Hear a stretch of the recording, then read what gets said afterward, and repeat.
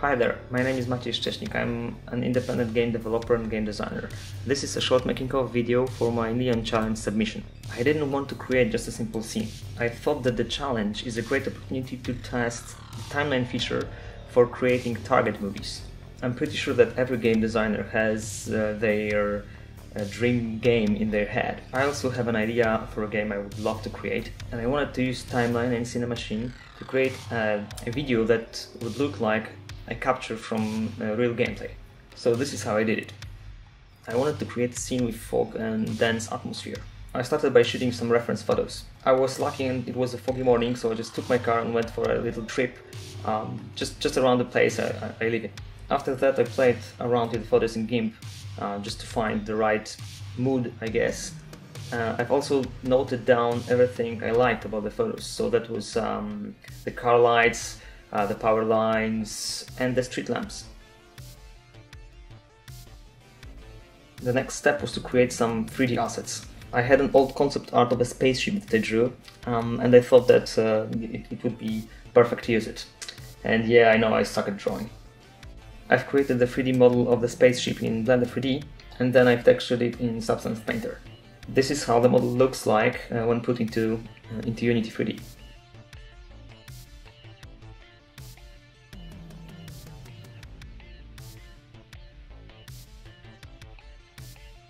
I also had an old model of an 80s or 90s car that I've created a while ago. I decided that the model fits perfectly into the scene I wanted to create, so I just used it.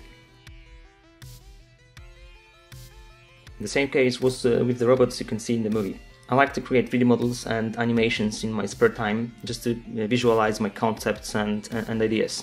So I just had to create another version of the robot for one of the main characters. All those models and animations I create will hopefully one day be used in that dream game of mine that I plan to make. I didn't have the computer terminal, and I knew I wanted one, so I just had to create a super quick and dirty model in Blender, and then I textured it in Substance Painter. I also knew I will need some human characters for my scene. And I'm not very good at creating human anatomy correct models, so I just used Mixamafuse to quickly create 3 base characters, a young girl, a woman and a guy, and then I've added some details to them in Blender, like the backpack. I knew that the girl should have a backpack and a watch, so I've added those little details there. And then I've also textured the models and add details to them in Substance Painter. After I was done with the models, I started to create the scene in Unity. At first I just used simple boxes, nothing sophisticated, so basically 3D cubes and a plane for the ground. From the very beginning I wanted to have fog and dense atmosphere in the scene, so I decided to choose an HX Volumetric Lighting add-on from the asset store, and I used it from the very beginning. I have to admit that this plugin is probably responsible for 90% of the overall effect. I also turned on the post-processing stack version 2 to quickly establish the overall mood of the scene. So I played with it for quite some time to get all those blooms and all those effects I wanted to have there. And after having established that overall feel of the scene, it was quite easy to just add elements to it layer by layer and add the details to it to create the final look. And here is a quick comparison of all the stages and steps I took to finish the scene. As I said before, at first I just tried to establish the camera angle using Cinemachine and the overall mood of the scene. Then I've added a broken wall from the Modern Ruins package from the asset store, some cars to the background from the Extreme Vehicle package, and some power lines. I believe I used those from the Suburb Neighborhood pack. Next I put my robots and my car into the scene. I also decided to use the Wet Roads package for the sidewalk and for the road. After that I've added some free SpeedTrees trees some grass from the advanced Foliage Pack, and the neon sign from Neon Signs package. Next I've added the girl model and the final computer terminal, and I also used animations from the Rifle Pro Animset and the Pistol Pro Animset by Kobold. That guy has awesome animations, so I basically have all his animsets. I was struggling with the center of the image because it looked very empty, so I decided I'll just add some police bikes there. I used those provided by the Extreme Vehicle Pack, and I've written a little script to animate the lights, the police signal lights. It was easier than making it in timeline. Here I've added some more foreground elements also from the Modern Ruins pack and the Post-Apocalyptic pack by Manufacturer K4 and from the Suburb Neighborhood pack. I've also added some communication towers in the background. Those towers were from the Modern Ruins pack, and I've added remaining characters. Finally, it was time to add some additional garbage and details.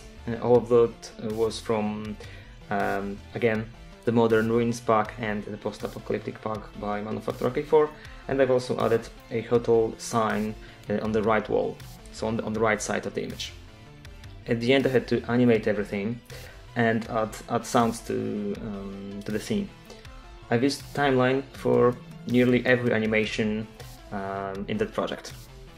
As you can see, it's really huge, so I had to organize my work. I used track groups to organize the workspace, so all character animations, camera movements and all the visual effects are nicely organized and grouped.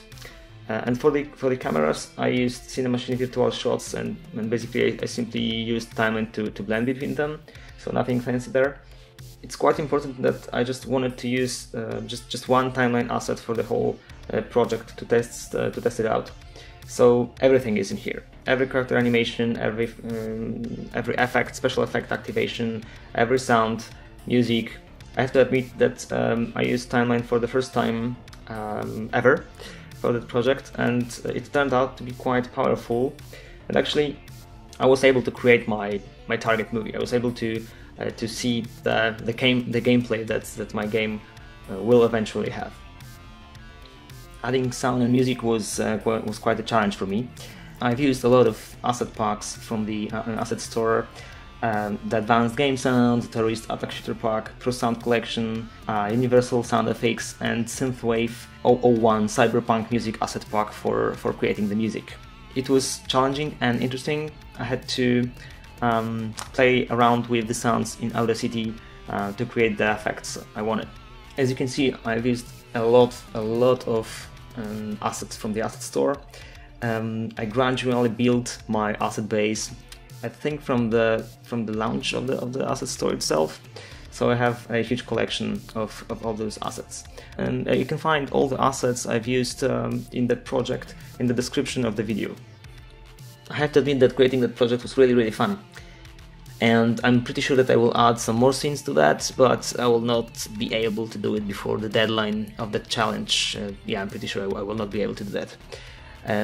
Yeah, so thanks for watching and have a good one.